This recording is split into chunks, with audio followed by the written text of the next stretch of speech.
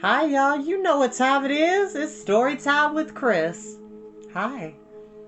Happy Kwanzaa. Happy Kwanzaa to all of my black brothers and sisters, black and brown brothers and sisters who celebrate this holiday. I know for a fact that growing up at my home church in Cleveland, Olivet Institutional Baptist Church, that Kwanzaa was something that was very intrinsic to not only our celebration of like Christmas and stuff like that, but like something that we as black people were very not necessarily devoted, but like um, enthused and involved in. So Kwanzaa is to me of great significance, and I decided to, you know, read a Kwanzaa themed story that I think y'all will enjoy. Hi, Debbie. Thank you for watching. Now, the story is called Seven Spools of Thread, a Kwanzaa story by Angela Shelf Medeiros, illustrated by Daniel Minter. Excuse me. So, without further ado, we will go ahead and begin. I hope everybody is having a good night. Hi, Kim! Thank you for watching, sweetie. And I hope that after we read this story, for those who are not familiar with what Kwanzaa is and what it represents, I can tell you right off the bat, my favorite principle of Kwanzaa is Koumba, creativity, or Imani, faith, or Kujichagulia, or Ujima. Like, we'll discuss that as we go through the story, but Kwanzaa is pretty pivotal in African cultures as well as African American cultures. So here we go. Sticks in a bundle are unbreakable. An African proverb. As written especially for Kwanzaa, Kwanzaa is a cultural holiday begun in America and celebrated by people of African descent all over the world. In 1966, Dr. Maulana Karenga, a college professor, created Kwanzaa, which means first fruits in Swahili. He based the holiday on ancient African harvest celebrations and customs. Dr. Karenga felt that African Americans in his community needed a special time to help them take pride in their glorious past and plan for the future. Kwanzaa is celebrated from December 26th until January 1st. It is not a religious holiday or one that honors a heroic person. Instead, it is a time when people of African descent join together to honor the heritage and traditions of their ancestors. During the Kwanzaa celebration, everyone pledges to work together to improve themselves and to make their community a better place to live. Kwanzaa is a celebration of the past, the present, and the future of people of African descent. Dr. Karenga established special symbols for Kwanzaa, including fruits and vegetables, which stand for the harvest. During the days of Kwanzaa, 7 candles, 1 black, 3 red, and 3 green, are lighted. They stand for the Guzo Samba, or 7 principles. Guzo Zaba. There we go. The Guzo Saba are to be memorized, discussed, and acted upon during the 7 days of Kwanzaa and throughout the year. These are the Guzo Saba. Umoja, which means unity, to strive for and maintain unity in the family, community, nation, and race. Kujichagulia, to self-determination, to define ourselves, name ourselves, create for ourselves, and speak for ourselves instead of being defined, named, created for, and spoken for by others, which is pretty awesome. Ujima, collective work and responsibility, to build and maintain our community together and make our sisters and brothers' problems our problems and to solve them together. Ujama, cooperative economics, to build and maintain our own stores, shops, and other businesses and profit from them together. Nia, which shout out to my coworker Nia, your name is a Kwanzaa principle. It means purpose. To make our collective vocation the building and developing of our community in order to restore our people to their traditional greatness. Kuumba, creativity, to do always as much as we can in the way we can in order to leave our community more beautiful and beneficial than we inherited it. Imani, which means faith, to believe with all our heart in our people, our parents, our leaders, and the righteousness and victory of our struggle. All of the principles of the Gyozo Saba are hidden in the story Seven Spools of Thread. Can you find them? And here we begin the story. In a small African village in the country of Ghana, there lived an old man and his 7 sons. After the death of his wife, the old man became both father and mother to the boys. The 7 brothers were handsome young men. Their skin was as smooth and dark as the finest mahogany wood. Their limbs were as straight and strong as warrior spears, but they were a disappointment to their father. From morning until night, the family's small home was filled with the sound of the brothers quarreling.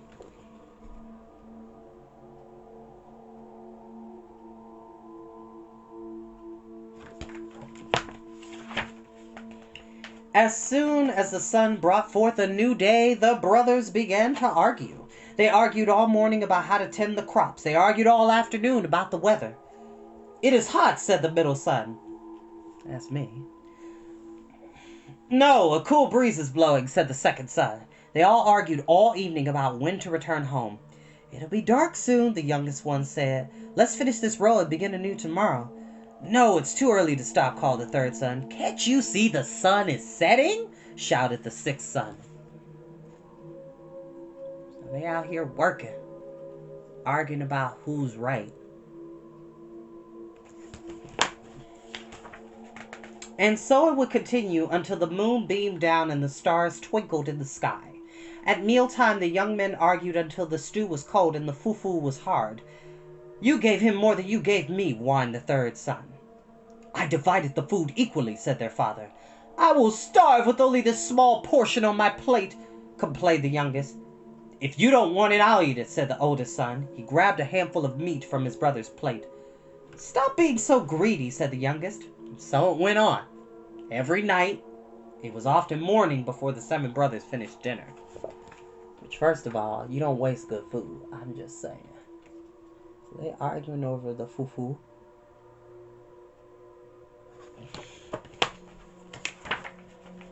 One sad day, the old man died and was buried.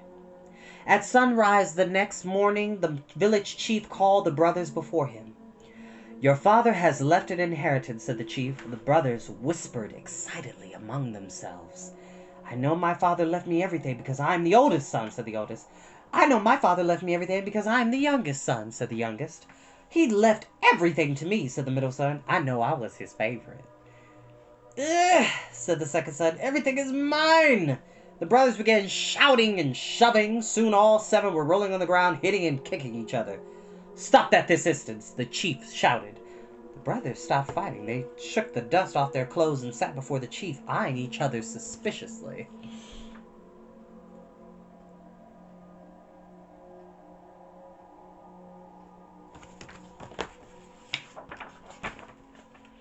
"Your father has decreed that all of his property and possessions will be divided among you equally," said the chief. "But first, by the time the moon rises tonight, you must learn how to make gold out of these spools of silk thread. If you do not, you will be turned out of your home as beggars."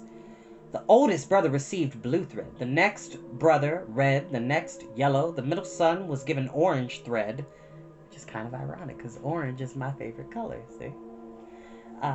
The next green, the next black, and the youngest son received white thread.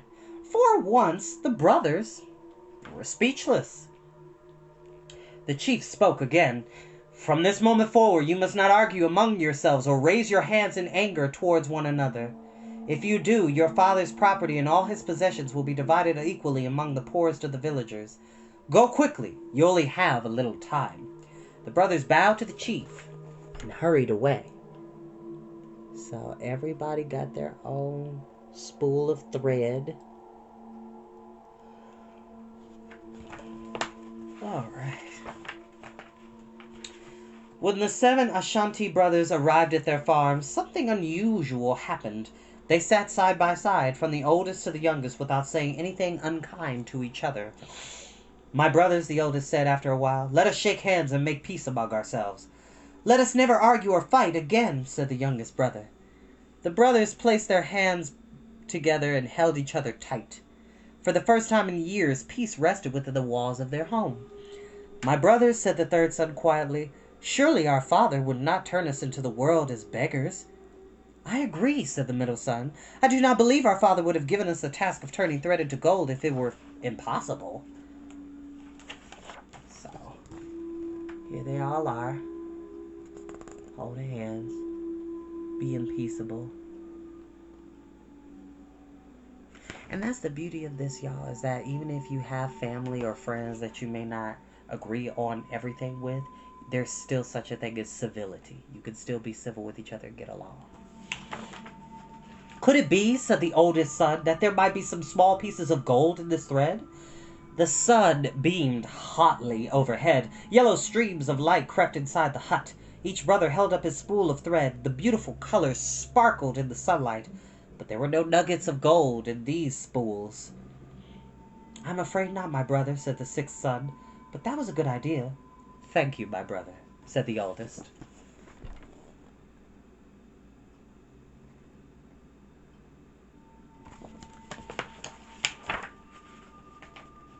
"Could it be," said the youngest, "that by making something from this thread we can earn a fortune in gold?"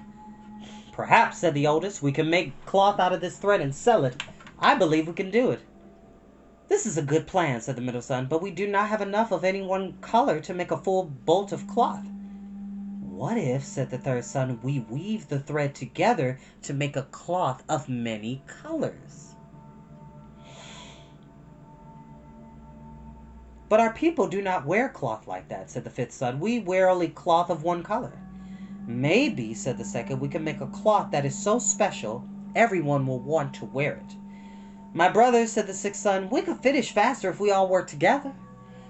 "I know we can succeed," said the middle son.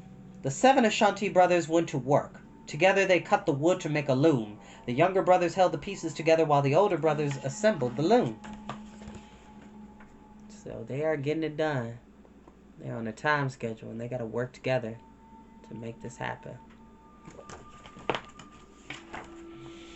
They took turns weaving cloth out of their spools of thread. They made a pattern of stripes and shapes that looked like the wings of birds. They used all the colors: blue, red, yellow, orange, green, black, white. Soon the brothers had several pieces of beautiful multicolored cloth.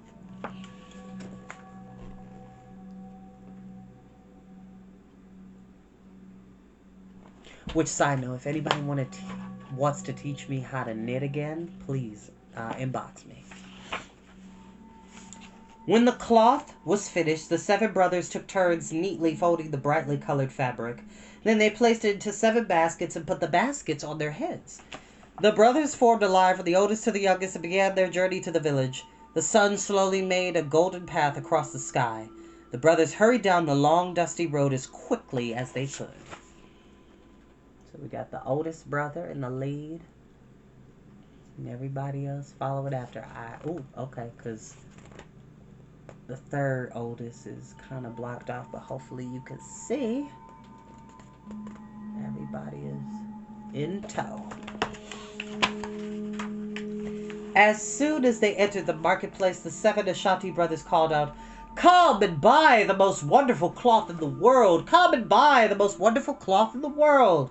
They unfolded a bolt and held it up for all to see. The multicolored fabric glistened like a rainbow. A crowd gathered around the 7 Ashanti brothers.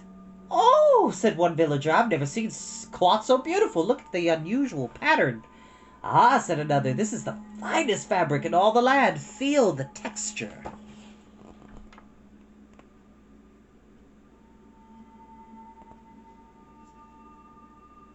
By the way, purple is my mom's favorite color. It represents royalty. And then green is my oldest brother's favorite color. And my youngest brother, Kyle, his favorite color is blue over here. So it's really nice to see. The brothers smiled proudly. Suddenly, a man dressed in magnificent robes pushed his way to the front of the crowd. Everyone stepped back respectfully. It was the king's treasurer. He rubbed the cloth between the palms of his hands. Then he held it up to the sunlight. "What a thing of beauty," he said, fingering the material. "This cloth will make a wonderful gift for the king. I must have all of it." The 7 brothers whispered together. "Cloth fit for a king," said the oldest. "Should we be purchased at a price only a king can pay? It is yours for 1 bag of gold." "Sold," said the king's treasurer. He untied his bag of gold and spilled out many pieces for the brothers.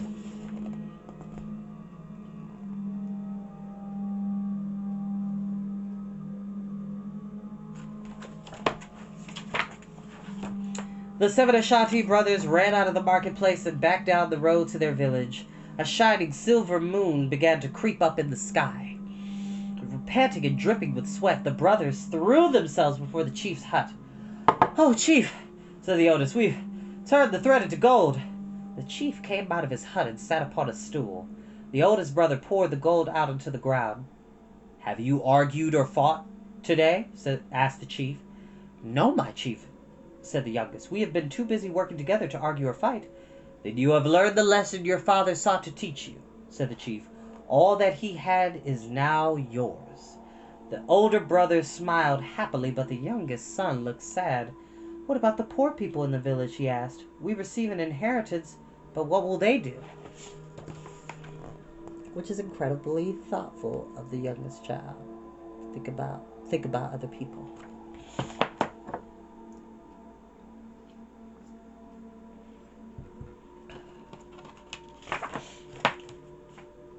"Perhaps," said the oldest, "we can teach them how to turn thread into gold." The chief smiled. "You have learned your lesson very well." The 7 Ashanti brothers taught their people carefully. The village became famous for its beautiful multicolored cloth, and the villagers prospered. That's called building a brand, kids. Building a brand for the community. Paying it forward. From that day until this, the 7 Ashanti brothers have worked together farming the land, and they have worked peacefully in honor of their father.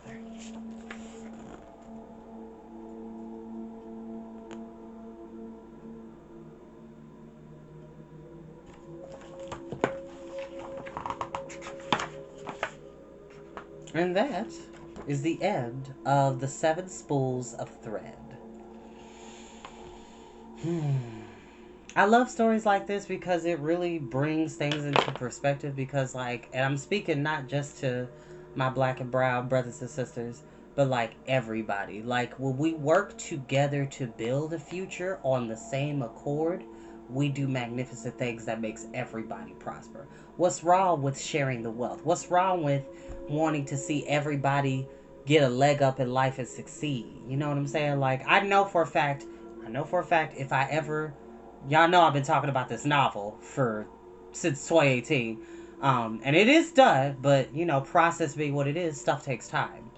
But God forbid my novel does become successful and gains notoriety and gains prosperity.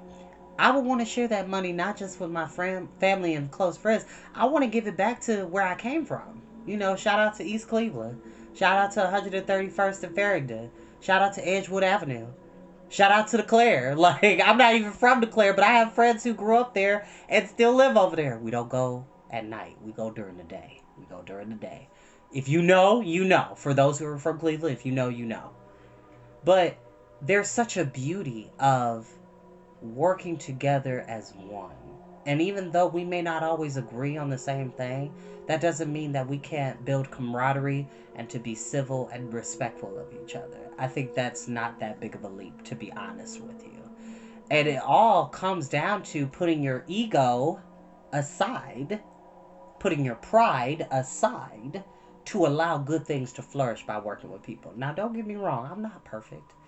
I can be very stubborn when it comes to ideas that I have or things that I want to accomplish. But I've realized as I've gotten older, I'm 30 now. Beautiful. Bow. I'm 30 now, but I'm blessed and fortunate to have the self-awareness to take a step back and allow others to help give me information that I might not have been privy to on my own. So, happy Kwanzaa. Today is the first night. So, the principle of the first night is Umoja, unity. So let's strive for unity. Let's strive for peace. Peace, love, and hair grease, y'all. I'll see you soon.